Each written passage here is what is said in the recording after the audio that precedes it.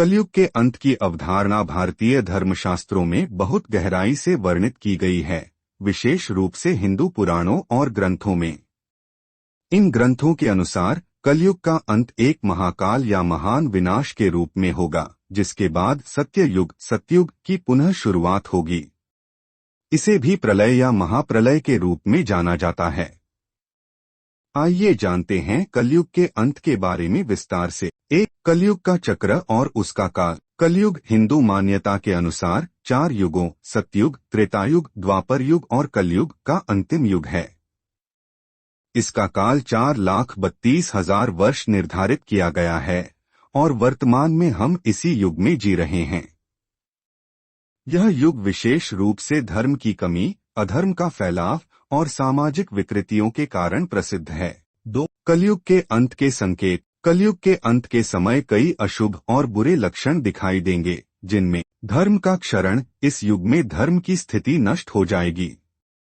लोग भौतिक सुख संसार में पूरी तरह से लीन हो जाएंगे और धार्मिक क्रियाओं को कम करेंगे। अधर्म का बढ़ना, लोगों में झूठ बोलने, हिंसा करने, ईर्ष्या करने और असत्य बोलने की प्रवृत्तियां बढ़ जाएंगी। आधुनिकता की अधिकता, मशीनों और तकनीकी विकास की वजह से लोगों के बीच रिश्ते और भावनाएं कमजोर हो जाएंगी। प्राकृतिक आपदाएं, महाभयंकर प्राकृतिक आपदाएं जैसे भूकंप, बाढ़, सूखा और युद्ध होंगे, जो समग्र समाज और पृथ्वी को प्रभावित करेंगे। 3. कलयुग के अंत में क्या होगा। प्रत्येक युग के अंत में एक महाप्रलय या समग्र विनाश होता है और यही स्थिति कलयुग के अंत में भी देखने को मिलेगी।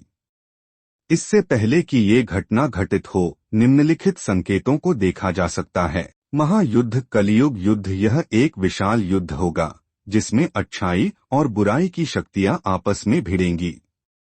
इस युद्ध के दौरान धार्मिक और नैतिक मूल्य समाप्त हो जाएंगे। कल की अवतार का आगमन। हिंदू धर्म के अनुसार भगवान विष्णु का 10वां और अंतिम अवतार कल्कि के रूप में होगा।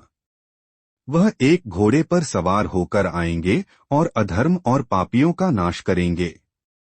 कल्कि अवतार के माध्यम से धरती पर पुनः धर्म की स्थापना होगी। प्रलय। कलयुग के समाप्त होते ही एक महाप्रलय होगा जिसमें सृष्टि का संहार होगा। यह विनाश समुद्र, अग्नि और आकाशीय घटनाओं द्वारा होगा और सभी जीव समाप्त हो जाएंगे।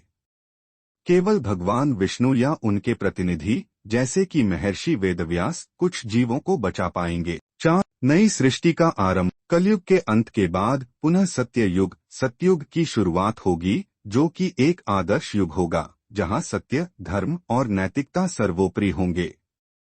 इस समय सभी लोग सत्य बोलेंगे और समाज में कोई भी दुख या अपराध नहीं होगा। जीवन सरल और खुशहाल होगा।